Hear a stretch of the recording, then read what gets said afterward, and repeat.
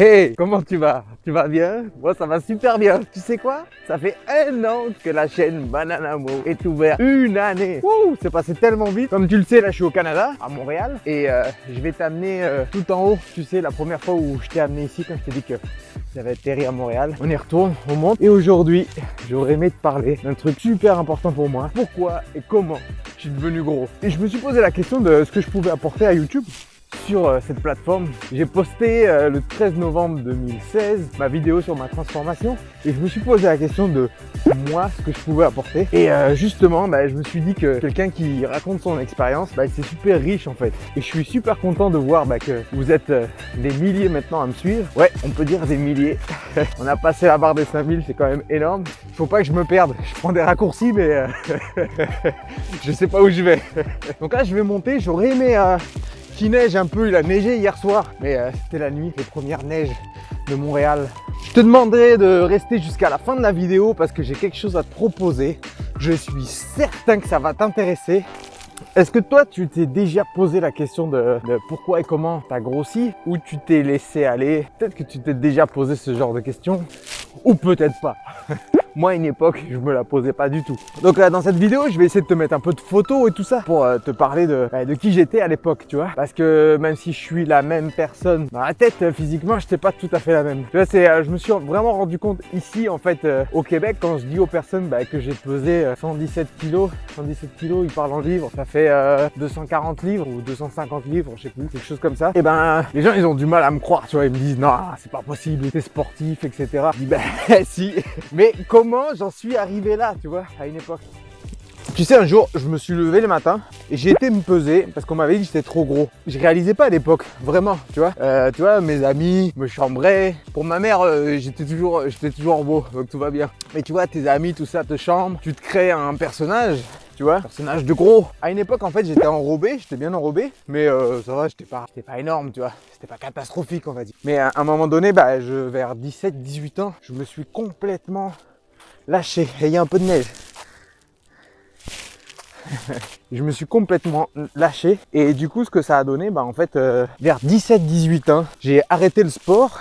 Je faisais pas mal de sport, même si j'étais bien portant, mais je faisais quand même pas mal de sport, je bougeais assez.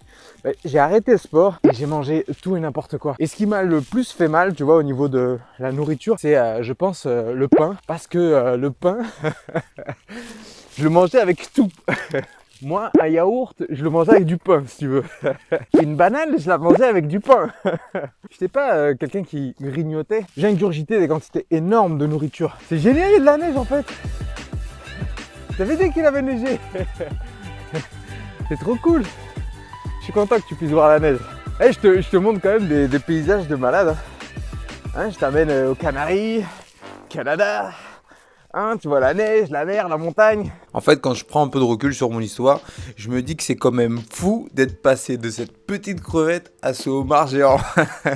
On peut se chercher toutes les excuses du monde, c'est ma génétique, c'est mon milieu social, etc., etc. Mais finalement, la seule raison, c'est que je me suis gavé de nourriture et pas forcément la meilleure.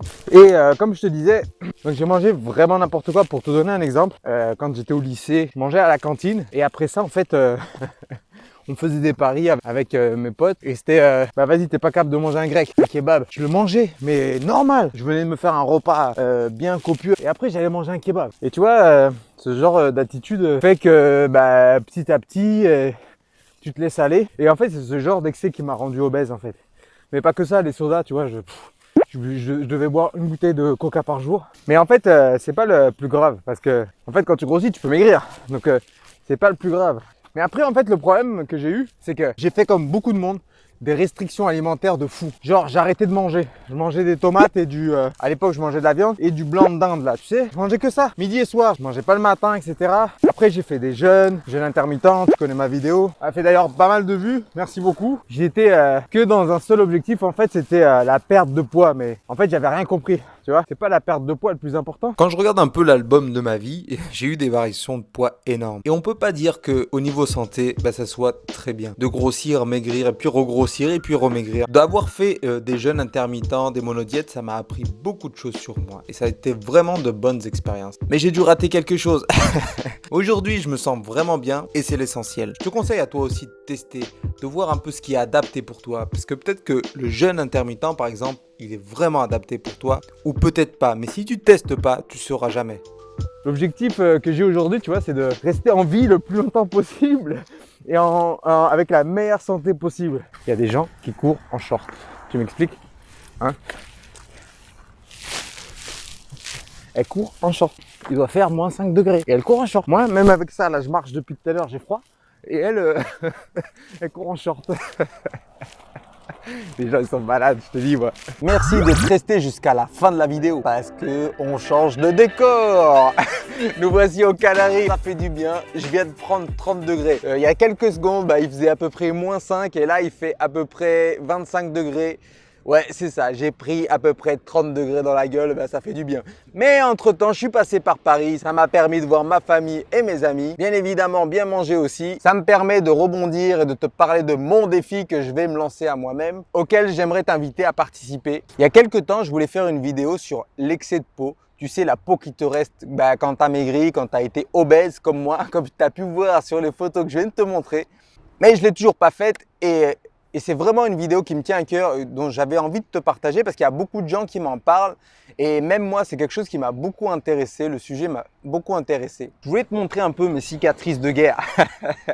Parce que ça a été la guerre un peu pour perdre mes kilos. Mais pour ça, il faut que je sèche vraiment bien. Et la dernière fois que j'ai été super sec, j'ai pesé 65 kilos. Je te mets une photo ici. Et à ce moment-là, on voyait bien la peau qui pendait, etc. Je dois peser 70 kilos en ce moment même. Je vais me faire une diète intensive, une grosse sèche. Et je te propose de participer, de me suivre sur tous les réseaux sociaux, sur le groupe Banana Gang, sur la page Bananamo Facebook et bien évidemment sur Instagram. Je vais te partager mes entraînements, ce que je mange, etc. Tu as plusieurs manières de participer. Soit de me dire ton évolution dans les commentaires, dans la barre de commentaires qui est juste en bas. Je vais essayer de mettre des vidéos un peu plus régulières et pourquoi pas faire des lives. Si ça t'intéresse, dis-le moi. Mets-le moi dans les commentaires, j'attends ça avec impatience. En attendant, on retourne au Canada, je t'ai promis des images, donc on y va. À bientôt. Et voilà, on y est, on est arrivé enfin. J'essaye de te faire la même prise de vue et je vais essayer de te mettre les deux au parallèle au montage. Je sais pas si je vais y arriver. Voilà où on était quand je suis arrivé.